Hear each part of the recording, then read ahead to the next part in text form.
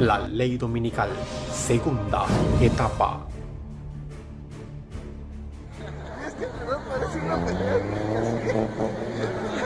Y hacía que a todos, pequeños y grandes, ricos y pobres, libres y esclavos, se les pusiese una marca en la mano derecha o en la frente, y que ninguno pudiese comprar ni vender, sino el que tuviera la marca. Si alguno adora a la bestia y a su imagen, y recibe la marca en su frente o en su mano, él también beberá del vino de la ira de Dios, que ha sido vaciado puro en el cáliz de su ira, y será atormentado con fuego y azufre delante de los santos ángeles y del Cordero, y el humo de su tormento sube por los siglos de los siglos.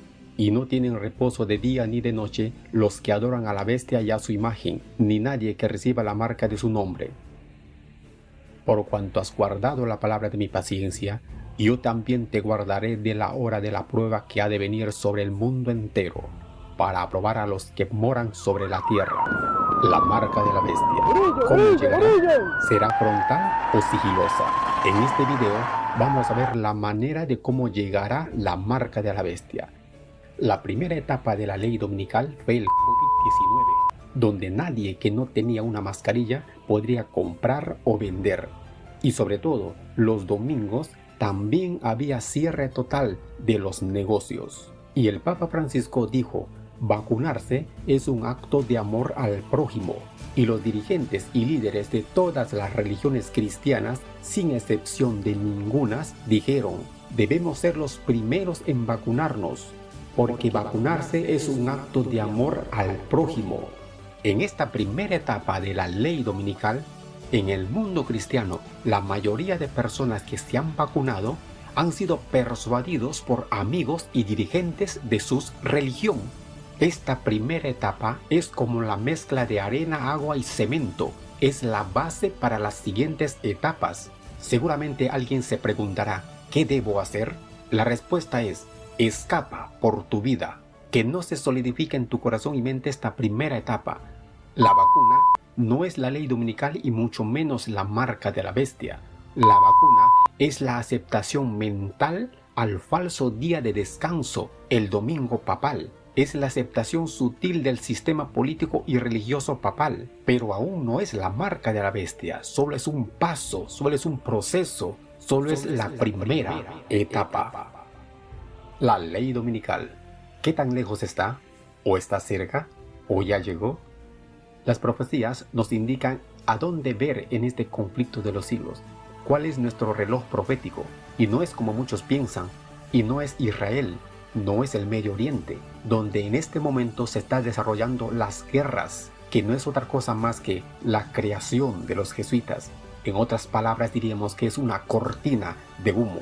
En este video vamos a ver a lo que realmente es el reloj profético, tal cual nos señalan las profecías de Daniel y Apocalipsis, los cuales son la primera bestia y la segunda bestia, el poder político y religioso papal y los Estados Unidos de Norteamérica. A continuación vamos a hablar y vamos a desmenuzar un poco a lo que es el proyecto 2025 de uno de los partidos políticos de los Estados Unidos. ¿Y qué tiene que ver todo esto con la ley dominical y la marca de la bestia? Mucho. Pues entonces comencemos. Ahora que ya sabemos que la Biblia y los testimonios de Jesús nos dicen que Satanás ha llegado a tener y seguirá teniendo más poder conforme nos acerquemos más al fin del tiempo, entonces ahora nos toca prestar mucha atención, porque lo que vamos a descubrir es real y es actual y está ocurriendo a una gran velocidad, y el mundo entero está ante un gran abismo. El nuevo orden mundial está a las puertas. Es ahora cuando Satanás ha llegado a tener el máximo poder en toda la tierra. Aquella herida de muerte que el papado ha recibido en 1798 está siendo sanada. Ya casi está sanada. Así que con todo lo que sabemos ahora, vamos a empezar nuestro análisis y nuestra comprensión. Primero, en cada ámbito de la sociedad por separado, vamos a ver que mientras avanzamos por nuestro análisis, todo lo que vamos viendo va a desembocarse en un gran clímax, buscando el mismo gran propósito, llevando a un mismo gran desenlace, a la gran batalla del Armagedón.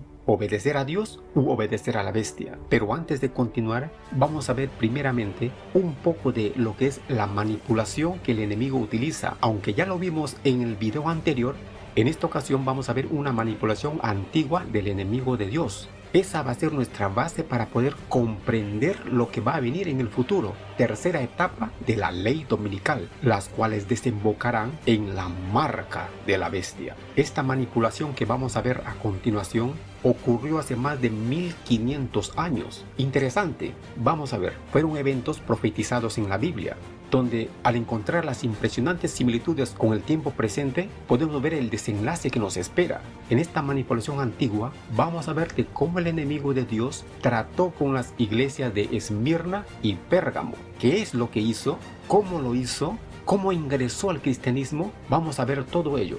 Todo adventista historicista sabe que Éfeso fue desde el año 27 hasta el año 100 y Esmirna del año 100 hasta el año 313 y Pérgamo del 313 al 538. Pero vamos por partes.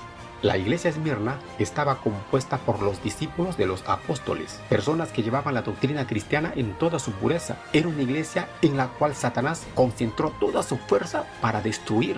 Ellos eran repudiados por los judíos y Satanás buscaba acabar con ellos, con el imperio romano, desde el emperador Nerón hasta Trajano, Adriano y otros emperadores más. El ataque a Esmirna era constante de parte del enemigo. Eran arrastrados al Coliseo romano, quemados vivos. En esta segunda etapa de la iglesia de todos los tiempos, la iglesia cristiana vivía en las catacumbas. Debían estar escondidos porque Satanás perseguía y mataba. Sin embargo, la sangre de estos mártires era como semilla que se regaba por toda la tierra. Crecían más, aumentaban más cristianos. Y esto enfureció más a los romanos, al emperador y al mismo Satanás. Entonces el dragón, al ver que no podía terminar con Esmirna, cambió de estrategia, mudó, se transformó, se vistió de ángel de luz, para así destruir a la iglesia de Jesucristo. Ahora, ya no buscando eliminar a los cristianos, sino ahora iba su ataque contra las bases, contra la fe, contra la doctrina, contra las enseñanzas del Señor Jesucristo. Es ahí donde entra la táctica de la dialéctica,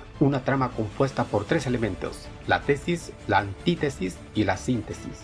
Como el lenguaje de la calle, la táctica del policía malo y del policía bueno. ¿Cómo es eso? Vamos a ver.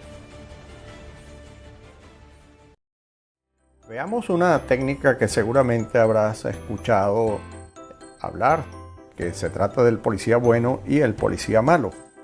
Es una técnica muy conocida de larga data, pero no deja de funcionar bien en varias ocasiones. El policía malo o el duro comienza la negociación con propuestas que son muy desfavorables, expuestas de forma autoritaria, agresiva e inflexible. Ese es su papel, ese es su rol, el de policía malo. Por su parte, el otro policía hace de policía bueno, adoptando un tono más cooperativo, cordial y conciliador. Por supuesto que esto se aplica a las negociaciones en el rol de un duro y el rol de un bueno. Sin embargo, las propuestas del policía bueno no tienen por qué ser necesariamente muy favorables. Es su actitud, es su forma de comunicarse, es su manera de decir las cosas la que importa. Por supuesto, siempre la contraparte va a preferir tratar con el bueno en lugar del malo, en lugar del duro. Pero se supone que este tiene las manos atadas, es decir, el bueno tiene las manos atadas por su duro compañero. Quiere ayudarnos, pero no lo dejan. Al final, lo que se persigue es que la contraparte piense que el mal menor es la propuesta que ha hecho el policía bueno o el negociador bueno. Sin embargo, lo que realmente ha pasado es que se ha cedido en la negociación. Es decir, la propuesta, entre comillas, blanda era aquella que perseguíamos desde el principio. Y ambos roles, tanto el bueno como el malo, compartían los mismos fines. Bien, ahora vamos a ver en su forma más compleja: tesis, antítesis y síntesis. Mediante esta táctica, el diablo, buscando la destrucción de la doctrina cristiana, a la cual podemos llamar la tesis, hace surgir una ideología completamente inaceptable, una ideología opuesta, una antítesis, en contra de la doctrina cristiana. Así crea dos polos contrariamente opuestas. A la antítesis, el diablo paulatinamente lo fortalece y la alimenta más y más, la hace crecer más y más a lo largo del tiempo, hasta convertirlo en una amenaza gigante, sofocante, que llena de pavor, de horror a la población mundial. Y cuando ésta está en su etapa más grande, es cuando los cristianos desesperadamente buscan soluciones ante la crisis en cual se encuentra envuelta la sociedad, llevándoles a tomar solución, aunque no es la ideal, una mezcla, aunque contenga muchos rasgos de la tesis original, también contiene rasgos de la antítesis. De esta manera se forma la síntesis. Este plan de la dialéctica, el enemigo lo llevó a cabo en 3 pasos. En los tiempos de la iglesia Esmirna, el paganismo romano era el anticristiano o la antítesis, lo cual se oponía a la tesis, que era el cristianismo. Este paganismo, la antítesis, era dominante y buscaba la eliminación del cristianismo. Ellos adoraban a una miríada de dioses y diosas. No existía persecución por motivo de credo a cualquier religión que pudiera ser practicado en el imperio. Pero sin embargo, con los cristianos eran intolerantes por su fe inquebrantable y su firme compromiso con su doctrina. Los cristianos fueron duramente castigados, sentenciados a muertes por los emperadores de aquellos tiempos. La antítesis, a lo largo de 200 años, creció y creció como una amenaza gigante para el cristianismo de aquellos tiempos, hasta que llegó a su máxima expresión en las manos de un emperador romano llamado Diocleciano, quien lanzó en aquellos tiempos lo que hoy se conoce como la Gran Persecución o Persecución de Diocleciano, llevado a cabo el 23 de febrero del 303 después de Cristo, donde quemó los manuscritos cristianos y prohibió toda reunión cristiana. Los cristianos fueron despedidos de sus trabajos, sus propiedades confiscadas, donde muchos cristianos que fueron liberados volvieron a la esclavitud. La violencia fue muy extrema, causando los martirios. La iglesia de Esmirna fue llevado a un punto de desesperación, el policía malo haciendo de las suyas. La iglesia tuvo que dejar las ciudades, tuvo que dejar la superficie para vivir en cuevas, debajo de la tierra, como topos. Algunos otros huyeron de esa región. En esta situación, el pueblo de Dios estaba ya maduro, se podría decir, para que pudiese entrar, entre comillas, el policía bueno, es decir, la síntesis. Y fue cuando Satanás puso en marcha el segundo plan. ¿Quién era este policía bueno? Constantino el Grande. Proclamó el edicto de Milán, poniendo fin a las persecuciones que Diocleciano dictó contra los cristianos. Esto fue en febrero del año 313, donde fue establecido el fin de la persecución cristiana y de la libertad religiosa, tal como lo describe la profecía de la iglesia de Esmirna. Desde la orden de Diocleciano para perseguir y matar a los cristianos, hasta Constantino el Grande, quien prohíbe las persecuciones, pasaron 10 años, justamente como dice la profecía en Apocalipsis, donde Jesucristo advierte a la iglesia que será perseguido durante 10 días, proféticamente 10 años. En esta etapa, Constantino hace un gran esfuerzo para enamorar a la iglesia de Dios. Apenas se publicó la libertad del cristianismo, el mismo Constantino en persona fue el que rescató a los cristianos de los más remotos lugares. Muchas veces él mismo los recogía en su carruaje real y pedía perdón a todos los cristianos por las muertes anteriores, y comenzó a poner obispados en todas las ciudades del imperio, y mucho más aún. Tras el edicto de Milán, donde se dio completa libertad para el culto y asamblea, Constantino promulgó muchas leyes nuevas, entre las que estaban una que decía que todos los bienes confiscados a los cristianos anteriormente debían ser devueltos. Otra ley, por ejemplo, hacía que todos los esclavos que se convertían a la fe cristiana ganaban automáticamente su libertad, además de ofrecerles dinero, propiedades, para que se pudieran convertir al cristianismo. Muchos cristianos de aquella época llegaron a creer que se acercaba el milenio de paz, que lo revelaba el libro de Apocalipsis. Constantino cumplía el rol del policía bueno. Sin embargo, para aquellos cristianos comprometidos con el Señor Jesucristo, aquellos cristianos espirituales, se daban cuenta que algo raro estaba pasando. Se daban cuenta de que había algo detrás de la cortina. Sabían que esta maniobra de Satanás estaba desnuda ante sus ojos y veían claramente de cómo esta maniobra era una trampa de la iglesia de Roma, es decir, de Satanás. Mientras por un lado el cristianismo era profundamente favorecida, por otro lado, se escondía el tercer y último plan de Satanás, la amalgama de la tesis con la antítesis, la cual surgiría la síntesis. Una gran y perfecta victoria de Satanás. Un libro antiguo dice: tan pronto como Constantino tomó su decisión a favor de la iglesia, comenzó a regularla. Muchas de sus leyes beneficiaron a la iglesia, aunque también implicaron un control estatal hasta entonces desconocido y un interés en los asuntos internos de la iglesia. Todo esto fue la transición de la segunda iglesia a la tercera iglesia del Apocalipsis, el periodo de la iglesia de Pérgamo y la llegada de la apostasía de la iglesia cristiana, por la síntesis que resultó de la amalgama de la tesis con la antítesis. Escuchemos a un historiador que habla sobre esta amalgama del cristianismo con el paganismo. Estos paganos se unieron a la iglesia, pero también trajeron consigo muchas de sus imágenes, creencias y prácticas paganas. Esto es lo que escribe un historiador. Los nuevos cristianos eran, en cuanto a su forma de pensar y sus hábitos, los mismos paganos de siempre. Su irrupción en las iglesias no eliminó el paganismo. Al contrario, las hordas de paganos bautizados significaron que el paganismo había diluido las energías morales del cristianismo, organizado hasta el punto de la impotencia. Aquí está otro historiador, Bruce Shelley, en su libro Historia de la Iglesia en lenguaje sencillo. Cualesquiera que fueran los motivos de Constantino para adoptar la fe cristiana, el resultado fue una disminución del compromiso cristiano. Los creyentes incondicionales que Diocleciano mató fueron reemplazados por una multitud mixta de paganos medio convertidos. Este es el registro de la historia. Los hechos son claros.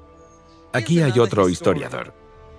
El paganismo sobrevivió en forma de antiguos ritos y costumbres, condonados o aceptados y transformados por una iglesia a menudo indulgente. Y así, silenciosa y gradualmente, creencias, prácticas y doctrinas que nunca fueron enseñadas por Jesús, doctrinas que no se encuentran en la Biblia, se introdujeron en la iglesia. Las falsas enseñanzas se introdujeron en la iglesia y muchas de las grandes verdades que Jesús dio se perdieron.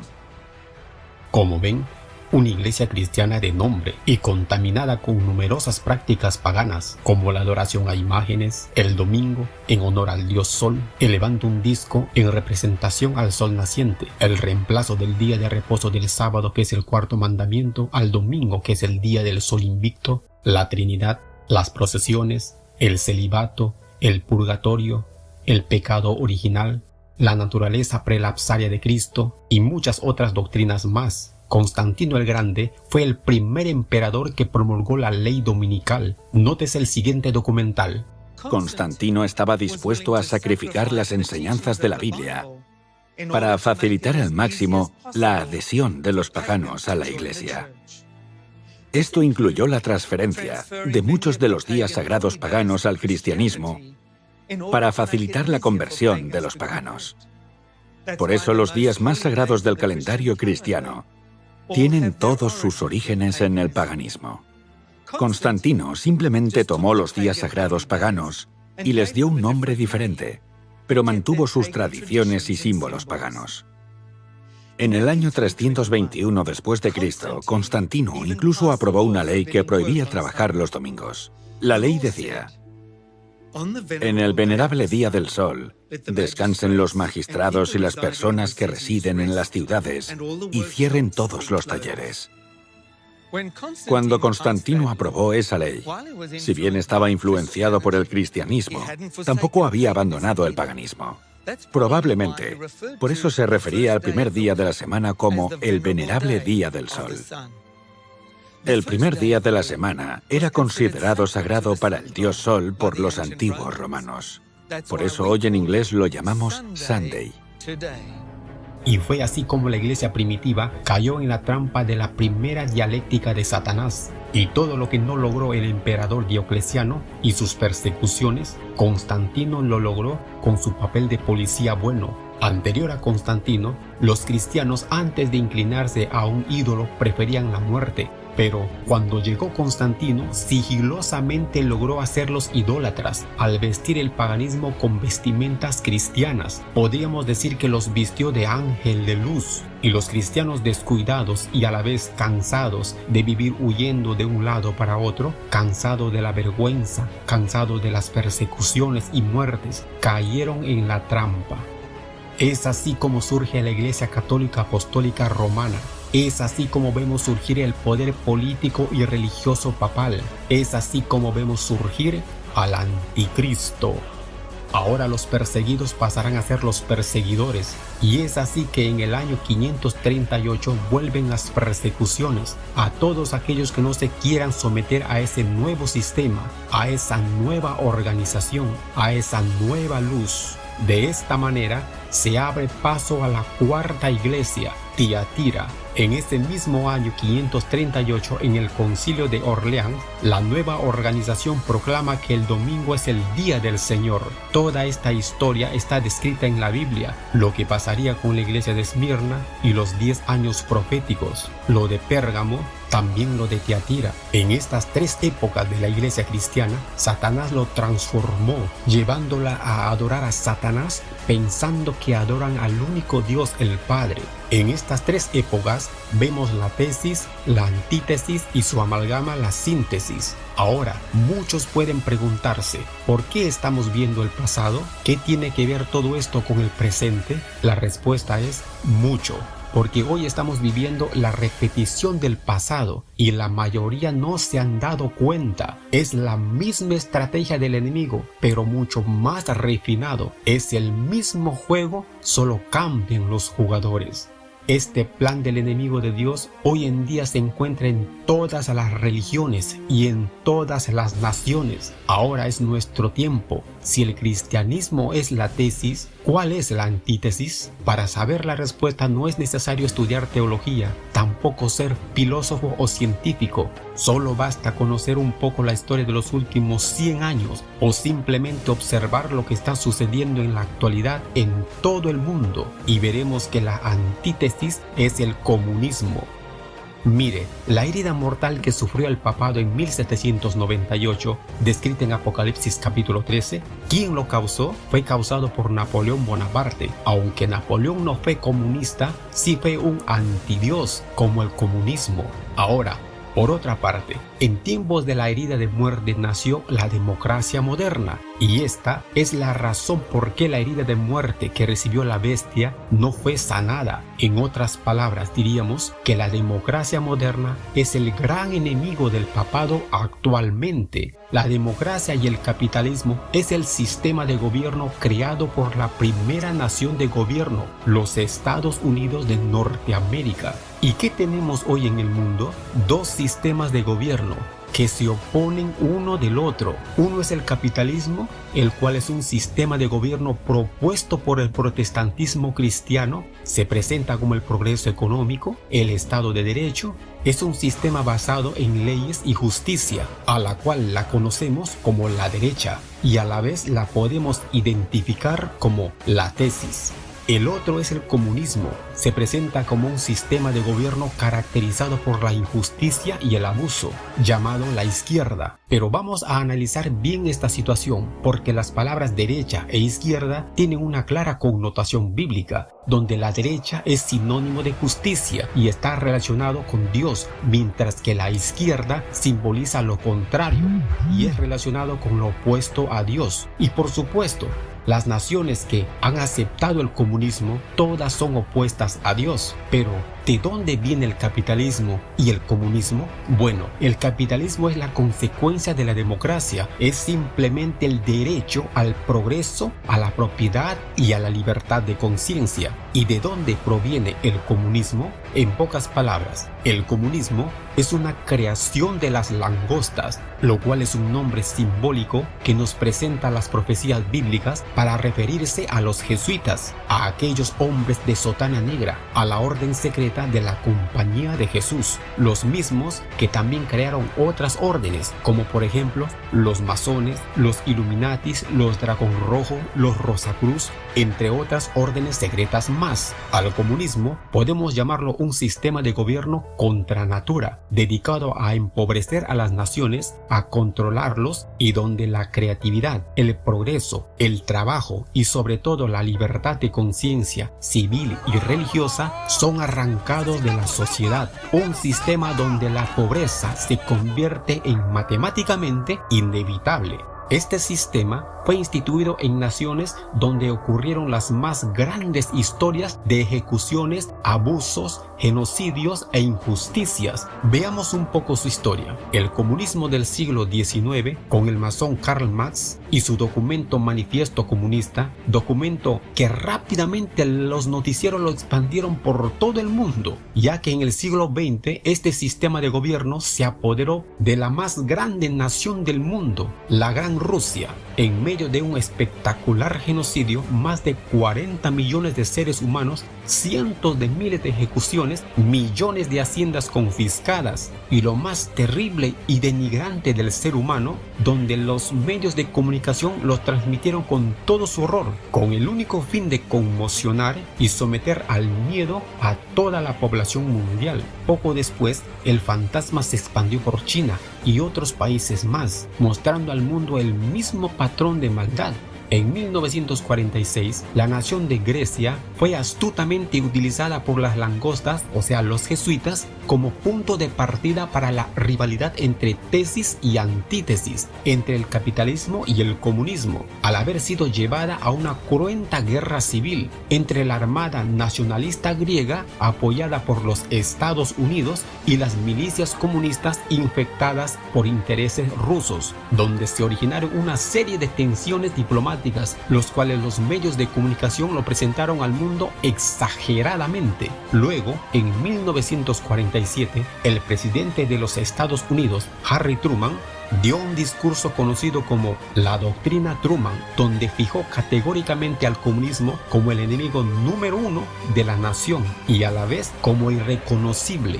Así es como llegamos al inicio de la infame Guerra Fría entre los Estados Unidos de Norteamérica y Rusia. Volviendo a nuestra época, al tiempo de la séptima iglesia, al tiempo del fin en que estamos viviendo, cuando Satanás alimenta más y más a la antítesis, la hace crecer a pasos agigantados hasta convertirla en un monstruo gigante que ya está horrorizando a la derecha, a los conservadores, donde se parece mucho a los 10 años que vivió el cristianismo en el antiguo imperio romano, el cual fue dirigido por el emperador Diocleciano. Esta antítesis o el comunismo renació y se encuentra en países como Cuba, Venezuela, Nicaragua y en casi todos los países latinoamericanos, además de Alemania y muchos otros países europeos, aún incluyendo la propia nación de los Estados Unidos de Norteamérica, se encuentra presa de caer en la trampa del comunismo. Está presto a caer en la trampa de las langostas, los jesuitas.